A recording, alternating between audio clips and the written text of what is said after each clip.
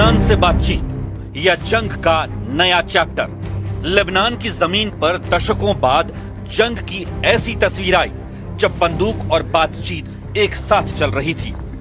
America की मध्यस्थता के बीच जब वॉशिंगटन में लेबनान और इजराइल के बीच बातचीत चल रही थी, तो बिंत जबैल में इजरायली टैंकों ने शहर को घेर लिया, टायर पर एयर स्ट्राइक कर धुआं कर दिया। नबाती शहर में घरों और इंफ्रास्ट्रक्चर को टारगेट किया।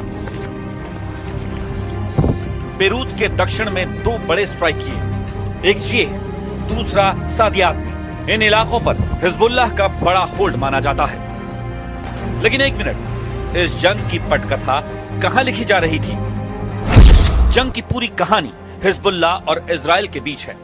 हिजबुल्लाह पर हमले हुए तो ईरान ने कड़े तेवर दिखाए और यहीं से ईरान इजराइल के सीधे टारगेट पर आ गया।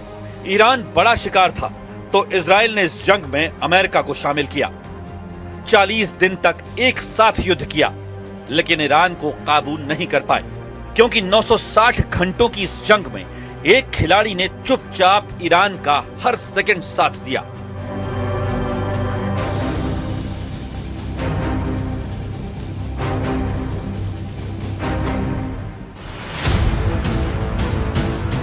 ईरान को हराना मुश्किल, ड्रैगन ने चली सबसे बड़ी चाल।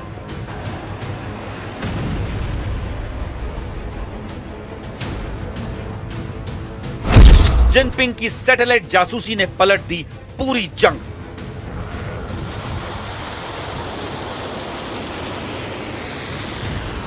तेहरान की लीक वॉर फाइल्स को लेकर दावा किया जा रहा है कि ईरान की जंग में चीन हर पल उसके साथ था।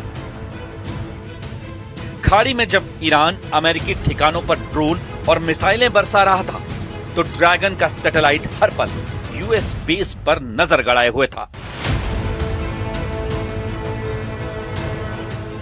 रिपोर्ट में दावा किया गया कि चीन के T-01B सैटेलाइट ने मार्च में ईरान के लिए जासूसी की। सैटेलाइट ने खाड़ी में अमेरिकी बेस के कोऑर्डिनेट्स और फोटो ईरान की सेना IRGC को एक्सेस करने दिए। सऊदी अरब में प्रिंस सुल्तान एयरबेस की जानकारी इकट्ठा की।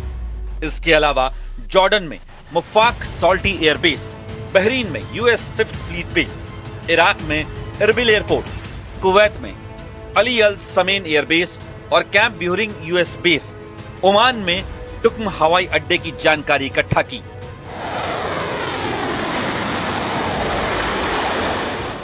रिपोर्ट में दावा किया गया है कि सबसे ज्यादा फोकस प्रिंस सुल्तान एयरबेस पर था। सैटेलाइट ने हमले से ठीक पहले और बाद की तस्वीरें IRGC को भेजी। इससे ईरान को सटीक हमले करने और नुकसान का आकलन करने में बड़ी मदद मिली। अमेरिकी इंटेलिजेंस अब इसे चीन का एक्टिव रोल बता रही है। हालांकि चीन ने इन आरोपों को खारिज किया है, लेकिन लीक डॉक्यूमेंट और ऑर्बिटल डेटा इस कहानी को मजबूत करते हैं। 中方认为，只有实现全面停火止战，才能从根本上为缓和海峡局势创造条件。中方敦促各方恪守停火安排，聚焦对话和谈大方向，以实际行动推动地区局势缓和。 इजराइल और ईरान की जंग की शुरुआत से ही कई ऐसी रिपोर्ट सामने आईं, जब चीन इस जंग में बैकडोर से शामिल दिखा। चीन ने जहां ईरान पर अमेरिकी हमलों की निंदा की, वहीं अंदर खाने मदद करता रहा।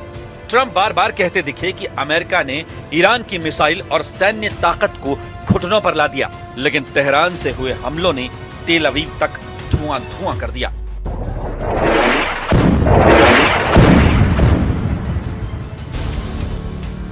11 अप्रैल 2026 को CNN और न्यूयॉर्क टाइम्स की रिपोर्ट में दावा किया गया कि चीन ने थर्ड कंट्री की मदद से मैनपैड्स यानी man portable air defence systems भेजने की तैयारी कर रहा था। चीन से ईरान के जहाज में मिसाइल स्पेयर पार्ट्स और दूसरे हथियार भेजने की रिपोर्ट सामने आई। ईरान ने चीन की स्पाई सैटेलाइट का इस्तेमाल US बेस को टारगेट करने के लिए किया। चीन की मिजार विजन, जिंगान टेक्नोलॉजी जैसी कंपनियों ने US फोर्स की खुफिया जानकारी बेची।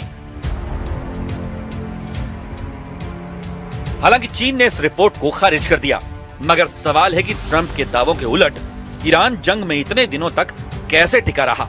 He wrote you a letter? Yeah. He did. He responded to a letter that I wrote because I had heard that China is giving weapons to, you're seeing it all over the place, to Iran, that China is Did he giving say he's weapons. giving them? Yeah, and I wrote him a letter asking him not to do that. And he wrote me a letter saying that essentially he's not doing that. जंग के मैदान में चीन की मदद से मजबूत होकर ईरान अब टेबल पर भी आक्रामक है। ईरान की सरकार की प्रवक्ता फातिमा मोहाजेरानी ने कहा कि अमेरिका और इजराइल के हमलों से ईरान को $270 बिलियन का नुकसान हुआ है। ये शुरुआती अनुमान है और बातचीत में ये मुद्दा उठाया जाएगा। ईरान ने सऊदी अरब, यूएई, कतर, बहरीन और जॉर्डन से भी मुआवजा मांगा है। आरोप है कि इन देशों के इलाकों से हमले लॉन्च किए गए। ईरान ने तो यहां तक कहा कि स्ट्रेट ऑफ हॉर्मुज से गुजरने वाले जहाजों पर टैक्स लगाकर भी हर्जाना वसूला जा सकता है।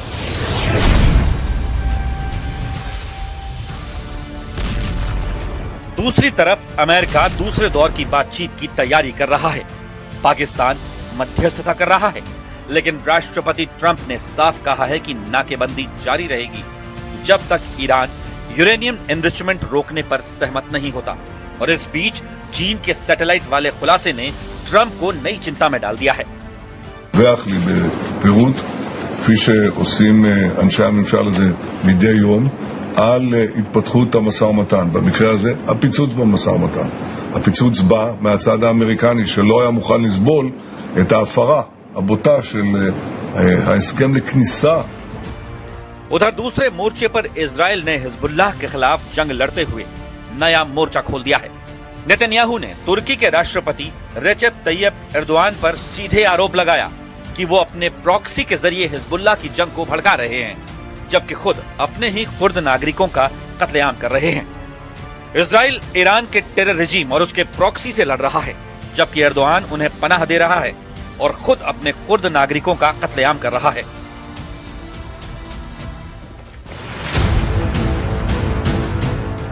ये बयान ऐसे समय में आया जब लेबनान में जंग जारी है और तुर्की इजराइल को नया दुश्मन बता रहा है। नेतन्याहू ने साफ किया कि उनकी लीडरशिप में इजराइल ईरान और उसके प्रॉक्सी के खिलाफ लड़ाई जारी रखेगा। और इस सब के बीच युद्ध का सबसे नया और खतरनाक चैप्टर लिखा जा रहा है बीजिंग में। रूस के विदेश मंत्री सर्गेई लावरोव इन दिनों चीन पहुंचे हैं। उन्होंने राष्ट्रपति शी जिनपिंग से मुलाकात की। दोनों देशों ने साफ कहा कि वो ईरान युद्ध और हॉर्मुज संकट पर करीब से नजर बनाए हुए हैं। सवाल है कि पुतिन और जिनपिंग की एंट्री के बाद युद्ध का नया ग्लोबल चैप्टर लिखा जाएगा। चीन और रूस ने ही हॉर्मुज खोलने को लेकर प्रस्ताव पर वीटो लगा दिया और इसी वीटो की वजह से हॉर्मुज में ईरान और मजबूत हो गया। पुतिन और जिनपिंग ने तर्क दिया कि इस पूरे संकट की जड़ में अमेरिका और इजराइल के हमले हैं, जिसे किसी भी हालत में नजरअंदाज नहीं किया जा सकता है।